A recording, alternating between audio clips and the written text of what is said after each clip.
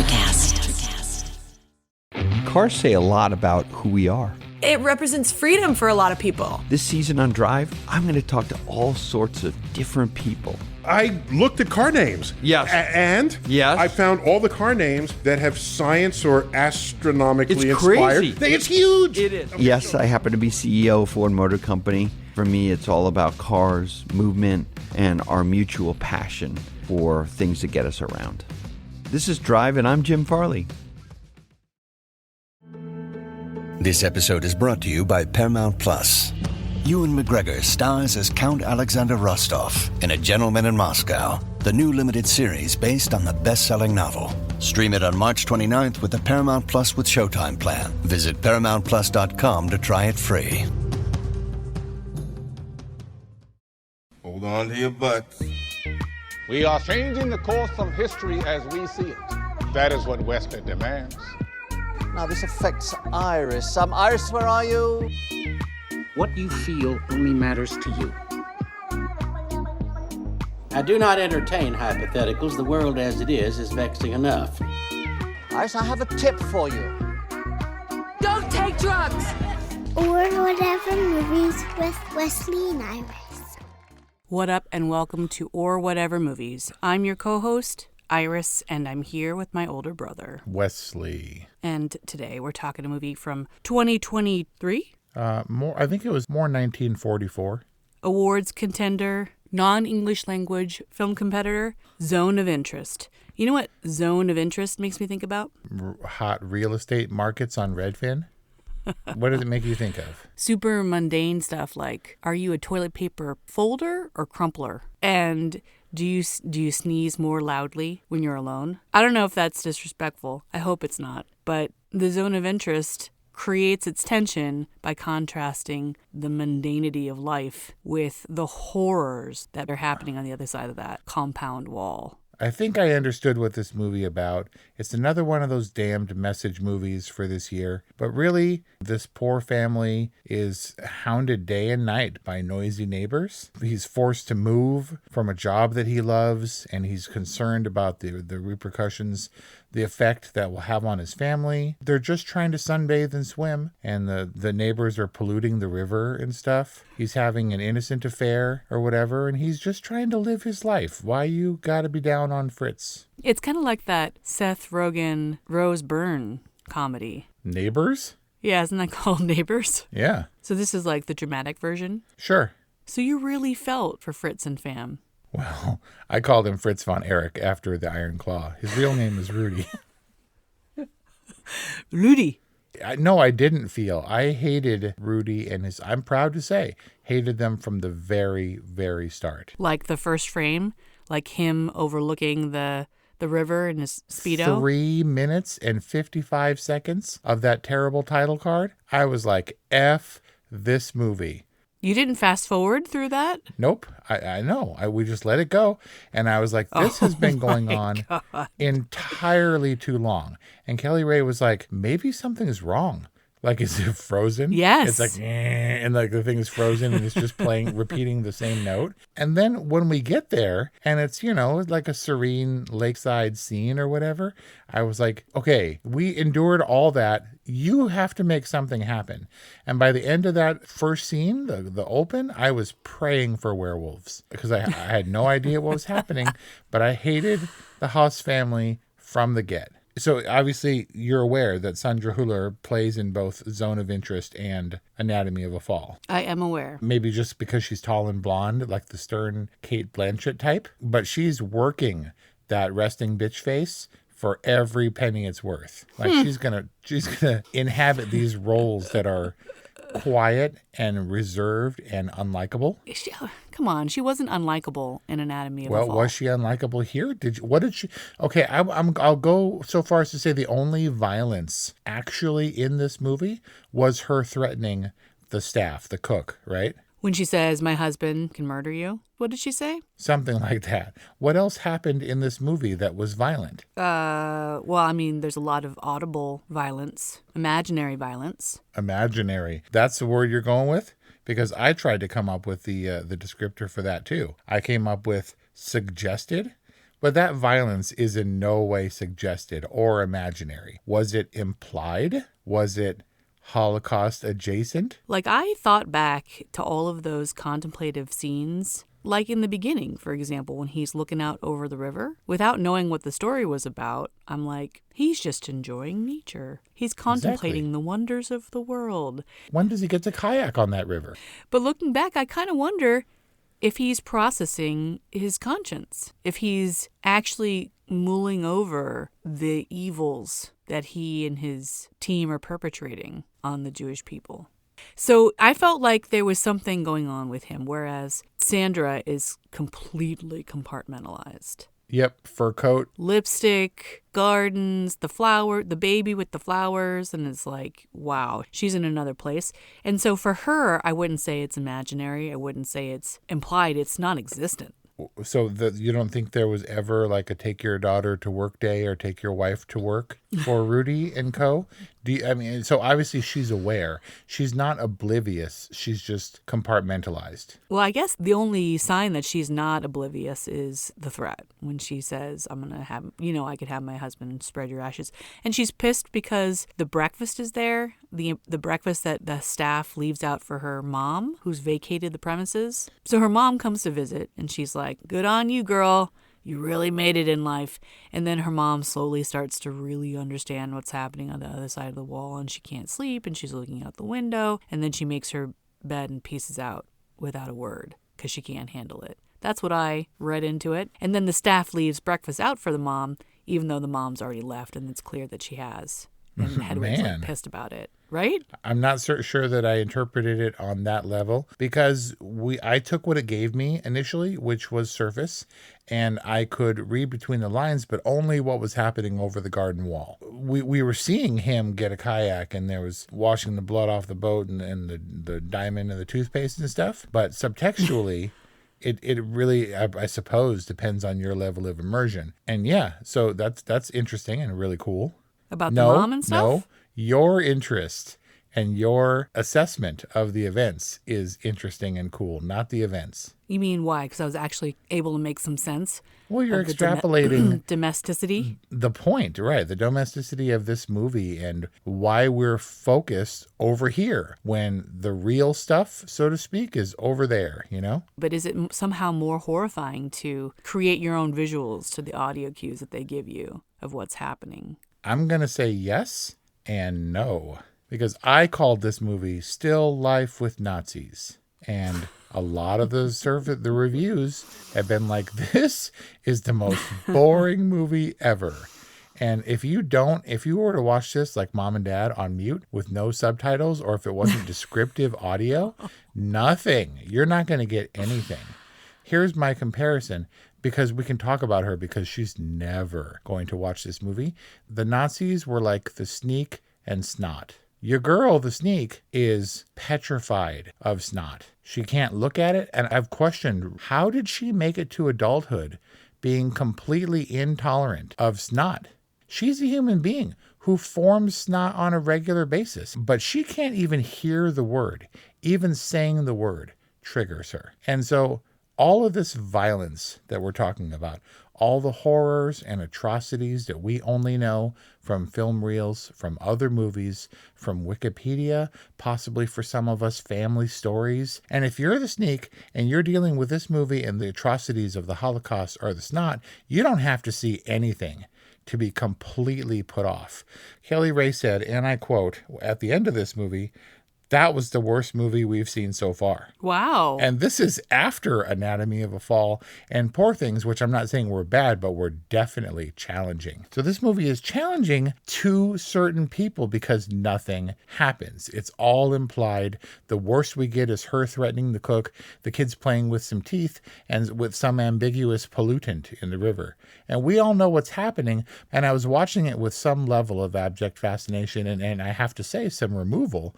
But if you're the Sneak and this movie is Snot, you're going to have a hard time. And in that case, a lot of stuff, horrific stuff happens. And so I think it's polarizing in that way. This is, I was joking about it before, but it is certainly a message movie. The starkness and the sort of cold technical feel of the execution of this movie made it feel like something you would see at the California Science Center, like an IMAX movie, or the Holocaust Museum movie that plays on a loop. But when Rudy has his glimpse, his image, his projection, and all of a sudden we're in the modern day and all the ladies are prepping the Holocaust, the site. It's not a museum. Is Auschwitz a museum, or is it simply a destination, an information destination? To seem like a tourist trap. It's like a site of historical importance. In seeing that, it was almost as though the site of Auschwitz was like, you know what? We got to make a movie. And the movie was as quiet and non-threatening and clean and polished as the camp itself. As a sanitized and heavily scrubbed camp. Right. And so that's how I interpreted it, almost as the agenda of this movie. I don't mean that in a disrespectful or aggressive way. Seemed to me very clear. Like it's an ordinary Thursday for you, but still you cannot deny the atrocities that are happening here, by extension the atrocities that are happening there in that movie, while these people are going about their everyday lives.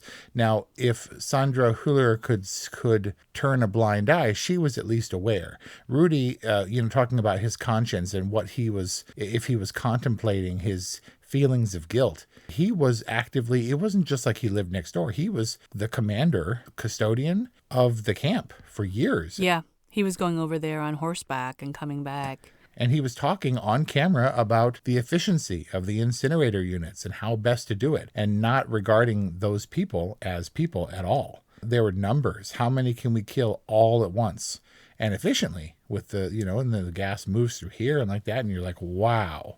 Yeah, I mean, and that's when he's in work mode, but we don't know what he's thinking when he's looking out over the river, or he's sitting at his desk, or when he's pacing the halls in his jackboots, or he's throwing up in the stairwell. There was another movie in the film festival 10 years ago, probably now, called The Act of Killing, that was similarly slow and really was the accountability for dictators who were responsible for mass atrocities or genocides. And it comes to a similar resolve. They're quiet in the face. It's almost like they're at the Nuremberg trials.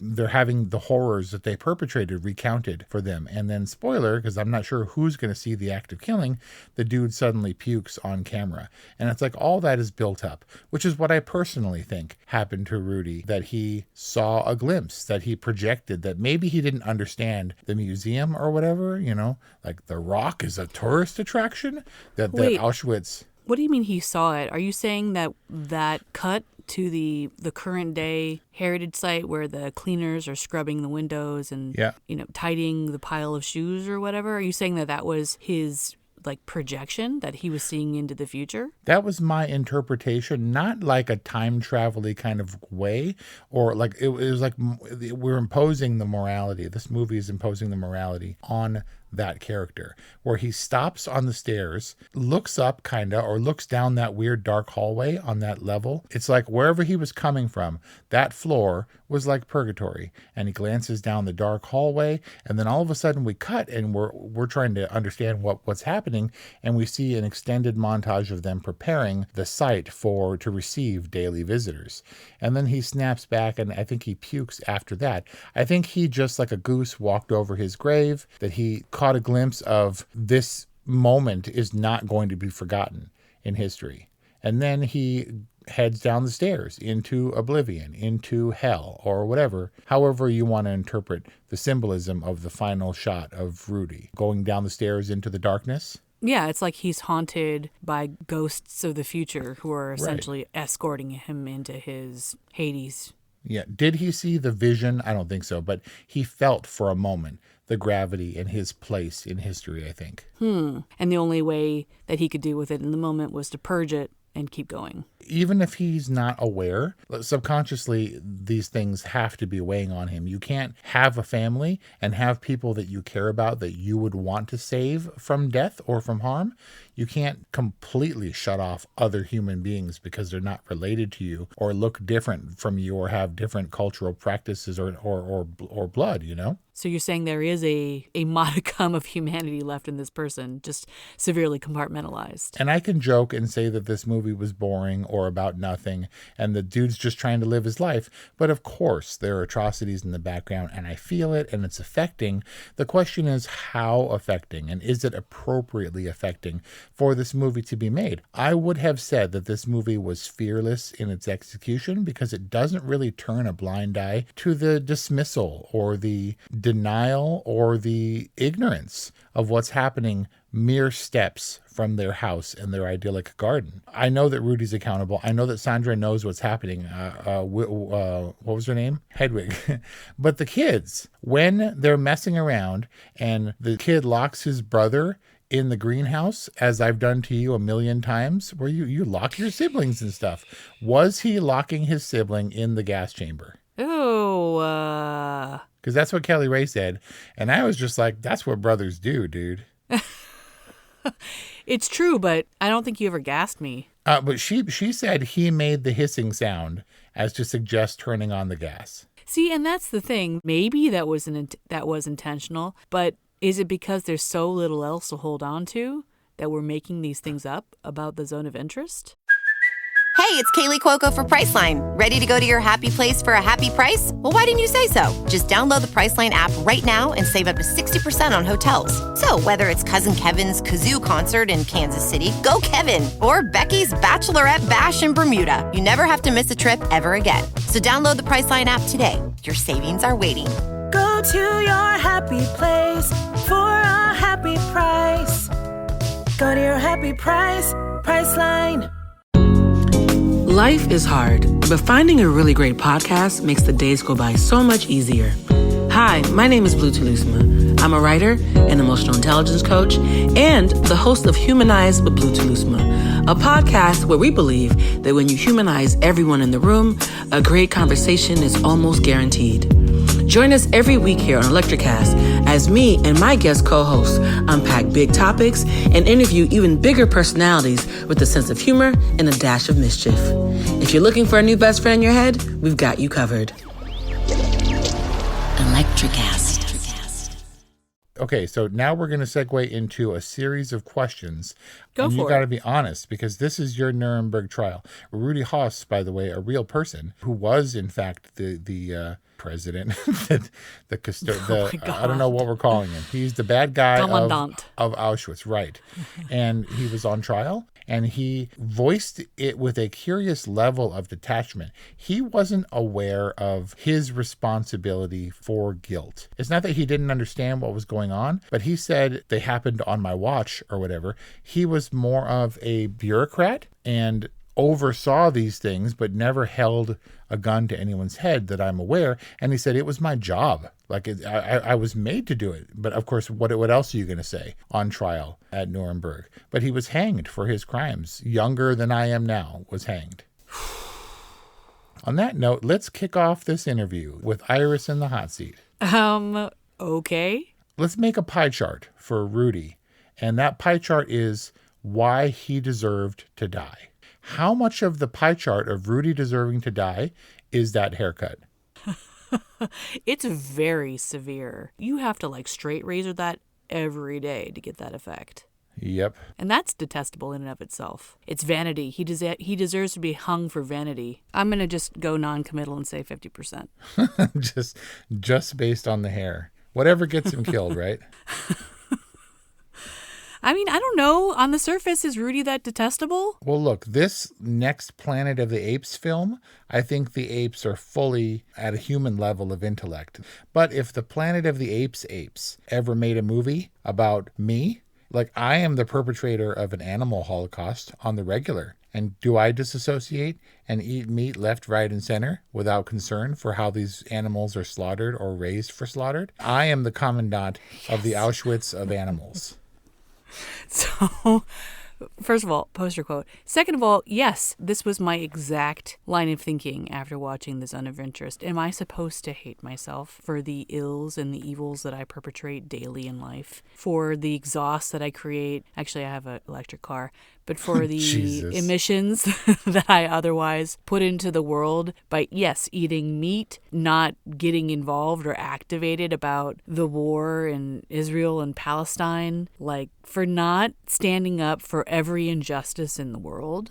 Like, am I a bad person? That was my takeaway from The Zone of Interest. And maybe some people would say yes. The question of how much, like, are Fritz's, they lost their dad, not Fritz, are Rudy's kids accountable? They literally grew up in a world where the skies at all times were polluted by human remains. It always cast a pallor over their household. They were playing with teeth and fillings and locking each other in the gas chamber. And that, with the innocence of childhood, doesn't have anything to do with what's actually happening next door. Or their dad has a gun and he rides on horseback to go to the camp and stuff. And they see all that and it's just subconsciously, unconsciously incorporated into their everyday existence. I don't think they're accountable. I don't think you're accountable. Of course, as a conscientious adult human, you can feel a certain way.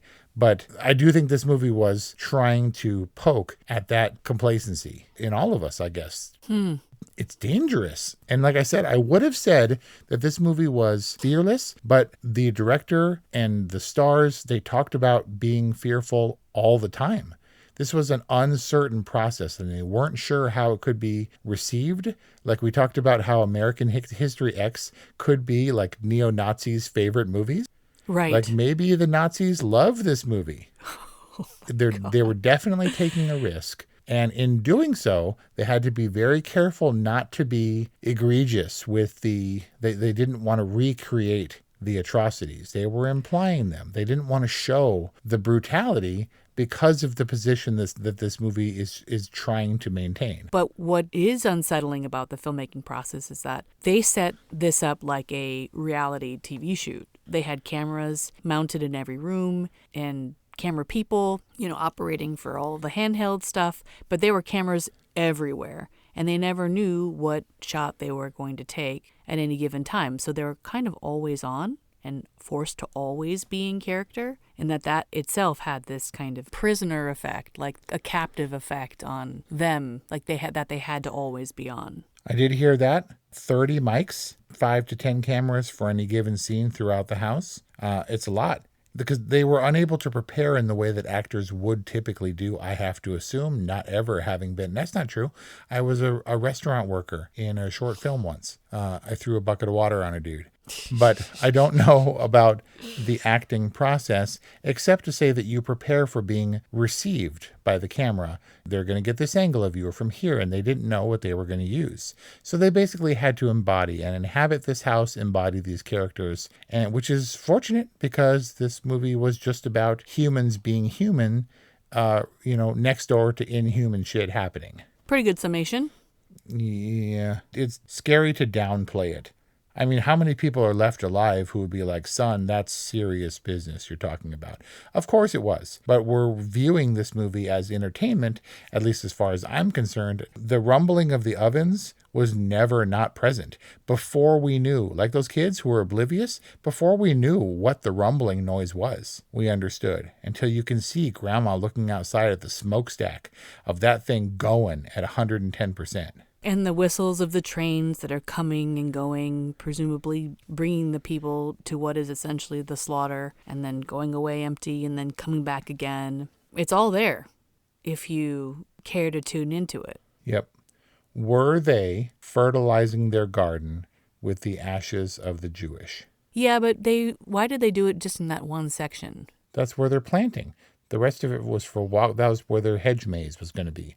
The rest of it was for strolling. Yes, they were. Pretty rough, dude. But I don't know what's more rough. Is it more rough for them to fertilize their garden with the ashes and remains of other human beings? Or for her to be like, that's a dahlia. Oh, it's so beautiful. And this right here, that's a peony. And like go through and like be trying to edify her daughter with beauty and like attention. This is not, so they were forced to be there. I cannot recall in their little conversation on the dock, she was resistant to the idea. He didn't want to leave.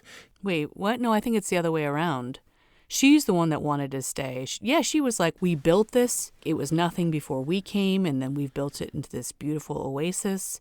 And our kids are happy, and what we are living out is the German dream. The dream that she had always set out for herself to achieve. And that Hitler had set for the Germans, the Aryans in the East. And so it's safe to say that we weren't really meant to sympathize with this family, but I was referring to the kids and the idea that it's continual, that it's all around her, that her house smells like a barbecue every day, all day, every day. That you're just like, no, look at the flowers, children. Certainly don't look over the garden wall and ignore those gunshots and screams and the rumbling of the ovens. Either she was so traumatized and subconsciously that she shut it off, or she just compartmentalized for her children and she still saw the beauty in all the horrificness that was her psyche. So to play devil's advocate, what's to say that Hedwig Haas is not just pure evil? I think the point of the movie is examining the capacity for evil in all of us, how much we're willing to tolerate if we're not the direct perpetrators of said evil. Her role was complacency to his commandant. She definitely was evil, but the routineness of everyday evil, almost every day, there's a mass shooting somewhere. But I don't even read the articles anymore. You have to in order to survive. You can't feel you're going to be an unhappy person. Do we deserve to be unhappy people in this terrible world? Maybe not. An undeniably human movie, but humanity does not mean good, not synonymous with morality, because while I do think the kids were, for the most part, innocent, I'm sure Sandra, what's her name, Hedwig, believes herself a moral person, that she is, because of her nationality and her genetics, superior to all the people she would talk down to given the opportunity. In this case, only the household staff, because it's not really safe, I don't think, to go hanging out around and socializing in town. And I don't think it was evil, but it was an unflinching portrayal of the evil of humanity, whether directly involved and obvious or just conditional that that's a part of their lives, a small part of their lives that's undeniable. I mean, unflinching in the sense that we never see it. Well, because I don't think we could. I don't think presenting this movie as it was, it's already enough that it's like The Sneak and it's not, and that Kelly Ray had a visceral reaction to this movie. The imagination is strong, and it's not lost on me, but there are definitely two approaches to this movie. I think you said it best, that The Zone of Interest is essentially Jonathan Glazer's Fruit Bowl. Still Life with Nazis? And he's standing there at the art exhibit being like, yeah, but outside of this fruit bowl is the concentration camp, and there's all these atrocities happening, but watch the fruit bowl. It's like the fruit bowl where he's just... It's like David Lynch's Fruit Bowl where it's full of bugs under the surface. Yes. Or where's the other fruit bowl that's like going bad? Oh, in Lost Daughter.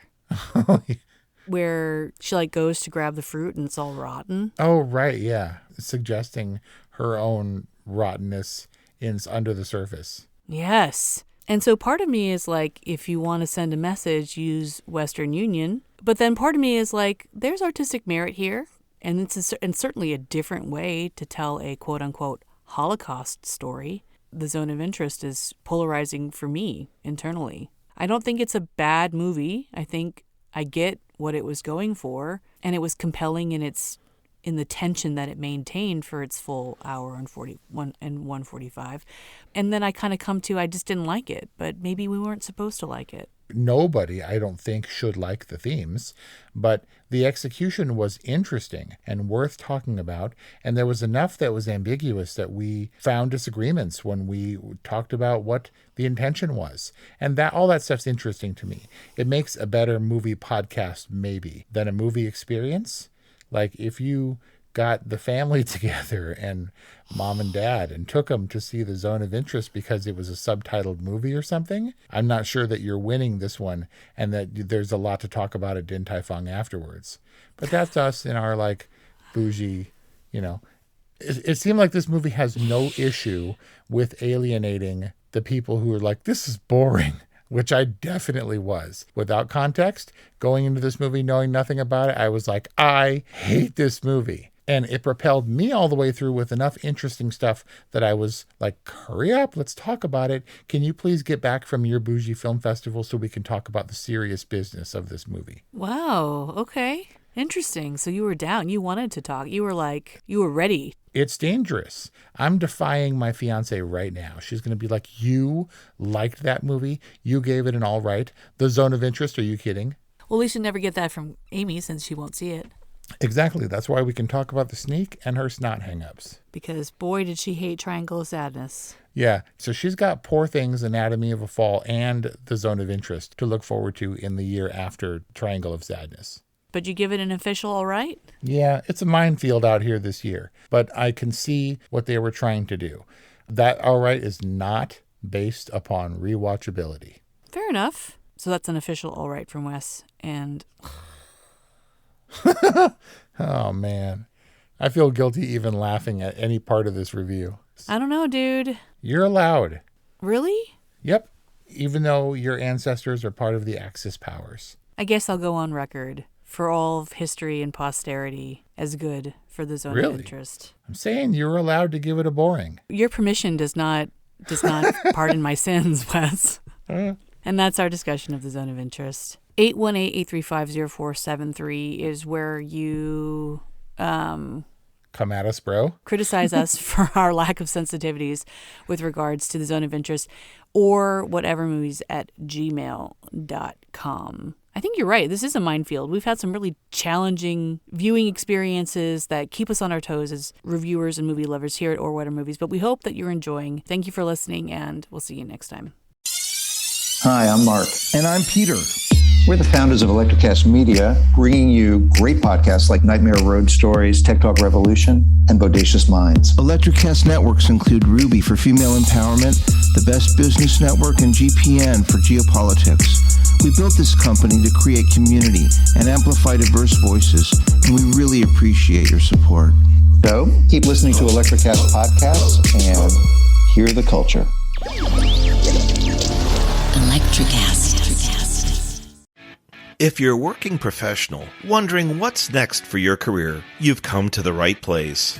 Whether you're looking for a promotion, growth, or a potential career transition, look no further. With over 30 years working in a variety of industries, I share my insider knowledge with those ready to get ahead on Career Advancement with Craig Ansell. Tune in to get your strategies for success.